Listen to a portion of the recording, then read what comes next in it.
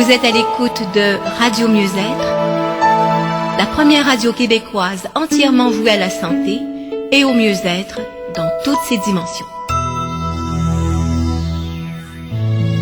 Radio Mieux-être vous présente La conscience pour les nuls. Voici en compagnie de Betty, Louise. Bonjour à tous, bienvenue à l'émission La conscience pour les nuls, avec qui j'anime l'émission avec Betty. Betty qui est une auteure et qui fait des rencontres de groupe où elle témoigne de la perception directe. Allô Betty. Bonjour Louise. Betty et moi, on est des amis. Eh oui. Alors Betty, j'ai pensé aujourd'hui qu'on parle des émotions parce que je trouve que souvent on sait pas quoi faire avec les émotions. Elles nous arrivent et puis au fond souvent on veut pas les vivre. Alors qu'est-ce qu'on fait avec les émotions? On retrouve sur le marché différentes techniques pour ne pas vivre une émotion dérangeante. C'est intéressant de voir qu'on saute d'une technique à l'autre sans jamais laisser l'émotion faire sa route. Parce que une émotion, et là c'est des mots que j'emploie, est comme une énergie qui est cristallisée à l'intérieur de nous et qui, par un élan naturel, veut simplement terminer sa route. Pour terminer sa route, elle remonte à la surface. C'est un peu imagé, là, mais l'émotion remonte à la surface et c'est là qu'on aura un ressenti maximal de cette émotion-là. Et c'est exactement à ce moment-là que le personnage, le mental réactif, interviendra pour dire non, non, non, non, non. Je ne veux pas revivre cette intensité-là. Donc, l'invitation que je fais avec les émotions, c'est de consciemment accueillir l'émotion et de la laisser terminer sa route. C'est très inhabituel parce qu'on veut régler l'émotion. Une personne me disait qu'elle enseigne comment transformer l'émotion négative en émotion positive. Est-ce que c'est possible de laisser l'émotion terminer sa route? Quand l'émotion termine sa route, elle te quitte.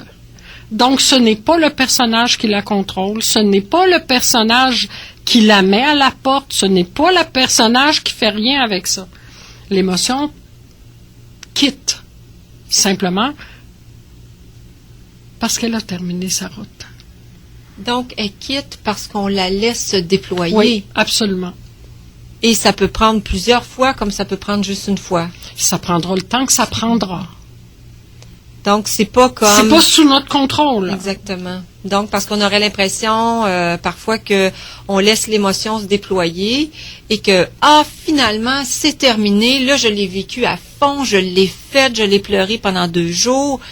Je suis débarrassée. Oui. Donc, le personnage prétend qu'il s'est débarrassé de l'émotion. En fait, à quelque part, c'est pas de ses affaires. Mm-hmm. On ne sait jamais. Alors, se positionner en tant que celui qui regarde, en tant que témoin du processus qui est en train de se faire. Ben, c'est intéressant que tu dises ça parce que se positionner en tant que témoin quand il y a une émotion qui est là... n'est pas évident. Non, premièrement, c'est pas évident. Et en fait, ça apparaît comme pas évident. Mm-hmm. Et parfois, c'est pas nécessaire non plus. On peut vivre l'émotion sans être témoin de l'émotion. On peut-tu juste la laisser se déployer sans être témoin? Ben, si tu es conscient que l'émotion se déploie, tu es automatiquement témoin. OK. Mais l'émotion va se déployer à sa façon et non pas à la façon que toi tu aurais imaginé. C'est ça qui est intéressant. On est tellement insécure qu'on se dit Ouais, si je laisse, admettons, l'émotion d'abandon se déployer, il arrivera telle et telle chose et je veux pas. J'ai peur, je ne veux pas souffrir.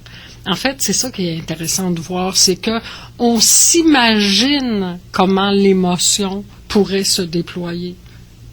On se trompe, mais totalement. Si je reprends l'exemple de l'abandon chez moi, donc l'abandon, pour moi, laisser l'abandon terminer sa route aurait été lié directement à la perte de mes enfants. Parce que je me disais, comme j'ai perdu ma mère, un lien qui est aussi fort que mère-enfant, était enfant-mère, évidemment. Alors, je pensais devoir vivre la mort d'une de mes filles pour que l'émotion passe. En fait, ça s'est pas passé comme ça, mais pas du tout, du tout. Je l'ai raconté souvent dans les rencontres. Ça s'est passé en allant au cinéma voir le film Les choristes, où là, l'émotion s'est déployée entièrement. Où là, je pouvais ressentir une peine qui quand même me faisait très mal. Une douleur, une rage, une colère, qui était vraiment liée à l'émotion première de ce premier abandon. Ça s'est passé de cette façon-là, d'une façon un peu enfantine. Mhm. Et non pas de la façon que la drama queen chez moi l'imaginait. Mhm. Donc l'invitation, c'est qu'on ne le sait pas. On ne le sait pas. Ne pas savoir, c'est pas avoir l'intuition de. Ne pas savoir, c'est ne pas savoir pour vrai. Mhm. Absolument. Donc, l'émotion, parce que c'est de ça qu'on parle, la laisser déployer. Ce que je veux rentrer, là, c'est le mental, dans le fond, parce que ce que tu disais tantôt, de transformer l'émotion négative en émotion positive, c'est de masquer l'émotion qui est là déjà. C'est de utiliser son mental pour dire, OK, je vais travailler que cette émotion-là devienne une émotion agréable. C'est se sauver en courant. C'est ça, exactement. Vraiment. C'est se sauver. Mais c'est ça qui est intéressant aussi, de voir comment le mental va installer les processus pour qu'on ne soit pas en contact direct avec l'émotion. Donc, va inventer des histoires. Le mental va dire, non.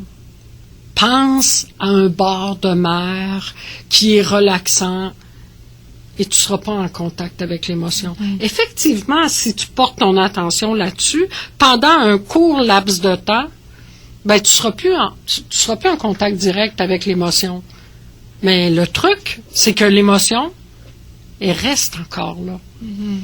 Oui, c'est ça, tu la laisses pas terminer sa course. Tu peux bien dans ta tête te sauver. J'ai une personne, à un moment donné, dans une rencontre, justement, à Paris, qui me disait, moi, j'ai trouvé la solution pour les émotions.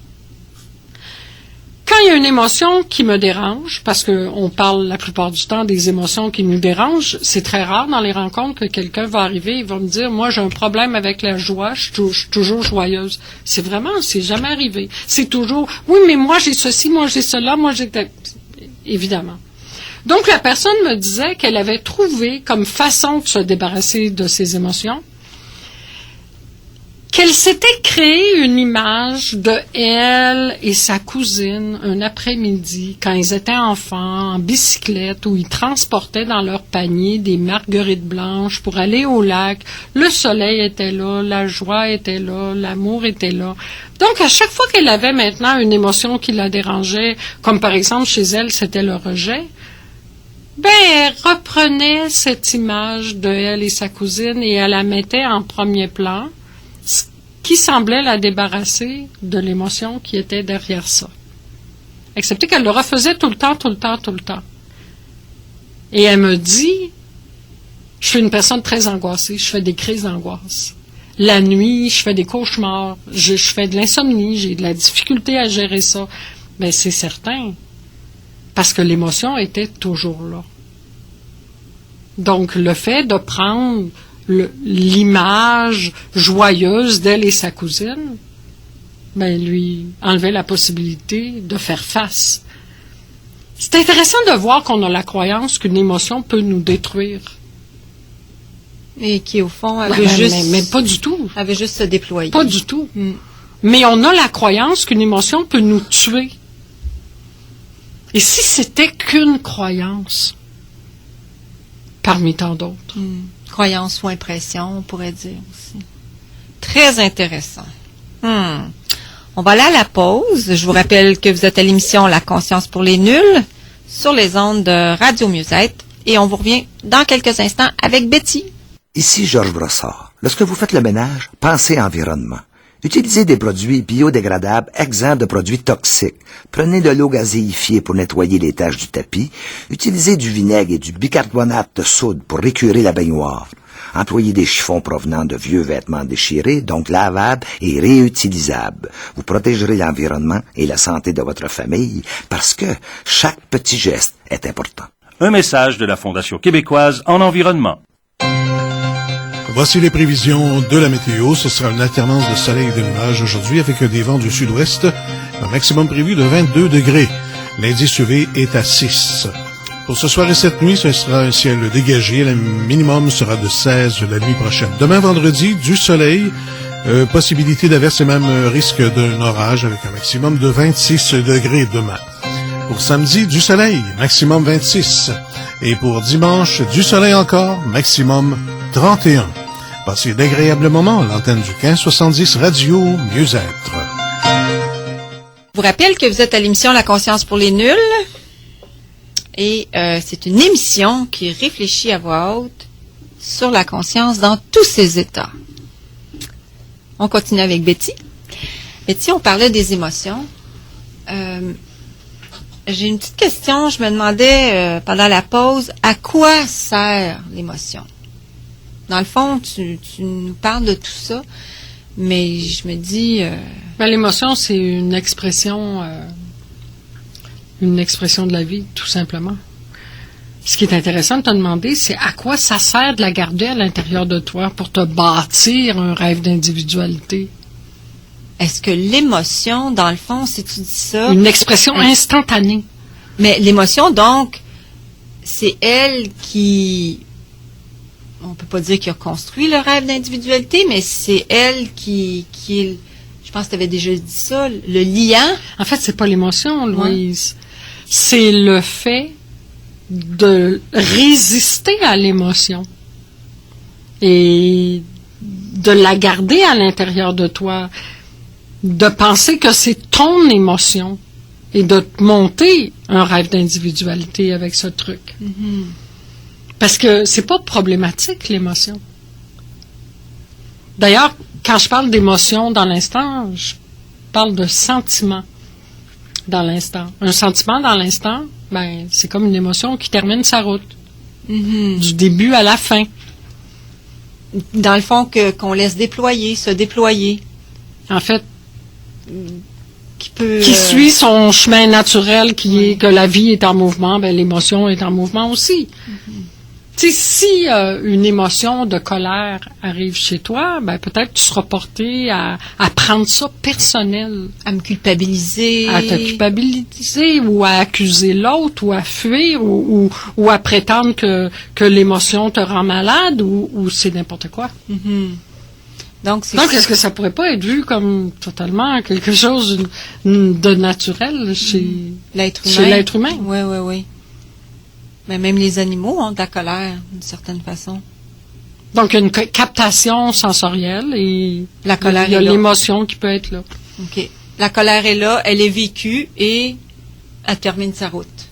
Elle n'est pas associée au personnage que tu crois être. Et elle n'est pas associée à quelque chose de négatif. Donc, elle n'est pas interprétée non plus. Donc, comment tu vas faire pour dire ça, c'est de la colère? Il y aura eu simplement une réaction. C'est tout. Mm-hmm. Donc, je reviens quand même à ma question. L'émotion sert pas à grand-chose. Ben, Elle n'a pas une l'émotion utilité quelconque. du personnage que l'on croit être sert à rien, en fait. Ne sert qu'à te raconter une histoire sur toi-même. Je reprends encore l'exemple de l'abandon chez moi. Donc, j'arrivais toujours à placer dans une conversation que ma mère était morte. Et que malgré le fait que ma mère était morte, j'avais réussi, guerrière que j'étais, à m'en sortir admirablement bien. Et bla bla bla bla bla bla bla. En fait, l'émotion était encore là. Et je me montais une histoire de personnalité en me servant de cette émotion-là qui était un fossile à l'intérieur de moi. L'émotion d'abandon. Je te donne un exemple. Ouais. OK. Donc, je nourrissais la victime chez moi. Hein? Ça, c'est intéressant de voir qu'on fait ça. Hein? On nourrit la victime et on a l'impression qu'on a raison et on a l'impression que nous, on sait. Qu'est-ce que c'est incroyable? C'est un monde d'impression. Donc, on pourrait dire que l'émotion sert au rêve d'individualité, au personnage. C'est l'émotion qui est à l'intérieur de nous qui vraiment déclenche le mental réactif. Le mental réactif ne sert qu'à nous empêcher de vivre l'émotion. Intéressant, là, tu parles du mental réactif. Alors, le mental réactif, c'est quoi? Mais le mental réactif, c'est le mental qui appartient au personnage. Je fais une différence entre le mental fonctionnel, qui est le mental corporel, en fait, qui appartient à l'organisme sensoriel, et qui est un mental, je parle du mental fonctionnel, qui agit dans l'instant, comparativement au mental réactif, qui réagit d'après ton histoire individuelle. Et tes émotions. Obligatoirement. Puisque les deux sont liés. S'il y a vieille émotion, il y a mental réactif. S'il y a mental réactif, c'est qu'il y a des vieilles émotions. Les deux, c'est vraiment comme un personnage à deux têtes. Et pour bien expliquer le mental réactif, c'est celui qu'on disait tantôt, si je ressens, je sais pas moi, un désespoir, mon mental réactif embarque pour dire c'est pas correct là de sentir le désespoir. Imagine-toi que tu es parti dans le sud avec Brad Pitt, OK? Alors, ça c'est le mental réactif. Le mental réactif aurait pu arriver aussi et dire c'est de la faute de l'autre. T'as aussi. raison, t'es traité injustement. Pauvre toi, que la vie est donc injuste. Je vais aller faire un petit peu de méditation dans ma chambre pour me calmer. Le mental réactif ne sert qu'à ça. Il ne sert qu'à empêcher l'émotion d'être déployée. J'aurais pu aussi dire c'est la résistance à l'émotion. C'est que quand l'émotion arrive, ça crie non, non, non, non, non, non, non, non, non. Je veux pas. Je ne veux pas, c'est non. C'est intéressant de voir combien de fois par jour on dit non. Ça, cet événement-là, je veux pas. Ce travail-là, non. Ça devrait pas se passer de cette façon-là. On le fait pour tout. Non, je devrais pas être aussi grande. Je devrais pas avoir autant de cheveux. Je veux pas avoir des rides. Ça s'arrête pas. Non, c'est la folie, hein. Oui, cette personne-là arrive dans ma vie. Non, elle est pas assez elle est pas assez importante, ceci, elle est pas assez assez heureuse, elle est trop négative. Oui, oui, oui. Et malgré ce que l'on est en train de dire, l'être humain parle sans arrêt d'amour inconditionnel. Donc le mental réactif a 1000 conditions. Et c'est la voix qui parle dans la tête. La vie parle pas. Donc, le personnage parle dans la tête. Il n'y a pas la voix de Dieu, il n'y a pas la voix de l'intuition, il n'y a pas la voix de la conscience. La vie parle pas, elle est. Elle n'a pas le temps de parler. Ah ben, là, je veux juste éclaircir quand même pour les auditeurs, quand tu dis la vie parle pas, la vie avec un grand V, là, la vie qui est la totalité, qui est, bon, il y en a qui vont appeler ça l'unité, la source, hein, c'est ça que tu veux dire, la vie, hein, il y en a qui appellent ça même l'amour avec un grand A, donc qui n'est pas l'amour en opposé avec la haine. Ce serait intéressant d'être souple avec les mots, hein, parce que on met un poids sur un mot et on prétend que là, c'est la vérité pour toujours. Ben, c'est comme ça qu'on s'emmure vivant dans un rêve d'individualité. Parce que je trouve ça intéressant aussi que tu parles de la vie, parce que souvent, on pense que cette vie-là, qui est la totalité, elle est dans la paix et l'amour, qui a un opposé, finalement. Ouais. Tu sais, c'est ça, la vie n'a pas d'opposé. La vie n'a pas de début, n'a pas de fin. Tu sais, là, si on veut embarquer là-dedans. Donc, la vie, c'est la fraîcheur de cet instant, si on peut dire. Et non pas quelque chose avec un début et une fin. Comment, dans ton cerveau, tu peux placer ça? C'est absolument abstrait. Le cerveau fonctionne avec le monde des opposés. Et du temps. Alors, c'est intéressant de voir que le cerveau a la limite de la dualité, hein? Et l'être humain est là. Ah non, non, non, non, ça c'est la vérité, ça ceci n'est pas la vérité, ça c'est plus la vérité, ça. Est-ce qu'on peut rester tranquille et simplement voir que la compréhension mentale a une limite? Accueillir la limite de sa compréhension m'a semblé complètement insécurisant. Ça Durant la période où je regardais le rêve d'individualité. Tu étais dans le rêve d'individualité, oui. Ouais. Parce que c'était ma sécurité ultime. Je disais tout le temps, si je le comprends, je suis correct. Si je le comprends pas, faut que je réussisse à le comprendre. Ben, cette compréhension-là n'était pas une connaissance directe de la vie, mais était le brassage de connaissances du personnage que je croyais être. Cette vie-là qui, on disait, là, la totalité, la source, peu importe les mots, là, est-ce que les personnes négatives, la guerre, les catastrophes, c'est tout dans la vie, ça? Ben, effectivement, c'est le monde des opposés, donc c'est drôle, hein? Il y a le jour et la nuit. Ça fait partie de la Mais vie. il n'y a personne qui se dit, non, moi j'en ai assez du jour, je veux la nuit tout le temps, et qui insiste et qui se dit, je vais réussir. Non. T'as juste à regarder la nature, on voit bien le fonctionnement de l'être humain en regardant la nature. C'est vrai. Est-ce qu'on est capable d'empêcher les nuages de se poser devant la pleine lune? Ben non. On n'essaie même pas. Ou des feuilles de tomber d'un arbre. Non, c'est comme ça. Empêcher une fleur de mourir, est-ce que non? C'est vraiment accueilli totalement. Ben, je te dirais que la mort de l'organisme, c'est la même chose. Ou la guerre. Il n'y a pas d'interrogation là-dessus. Il n'y a pas d'interrogation. Donc toutes ces... Ben, c'est le monde des opposés. S'il y a ce qui nous apparaît comme la paix, il y a ce qui nous apparaît comme la guerre. Mm-hmm. Ce qui nous apparaît comme la guerre. OK.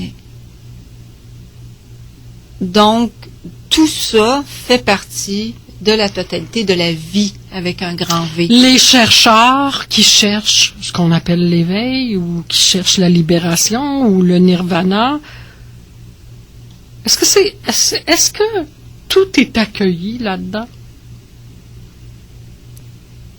Est-ce que la mort du corps fait partie de ça, comme la mort d'un arbre, comme tout ce qui est là? Un état de non-résistance. Est-ce que c'est intéressant d'accueillir ce qui est sans le transformer? Que ce soit positif ou négatif. Que ça apparaisse comme positif ou négatif, que ça apparaisse comme réjouissant ou désolant. L'accueil total de ce qui est.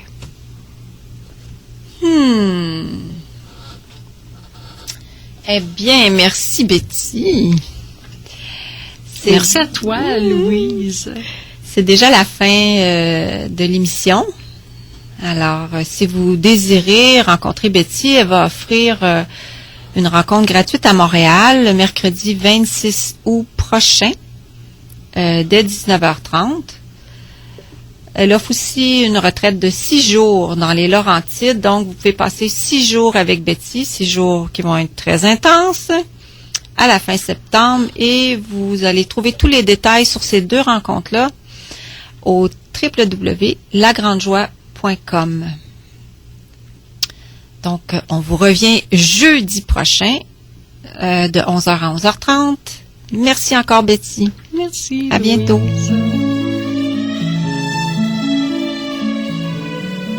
Cette émission est une production de Radio Musette.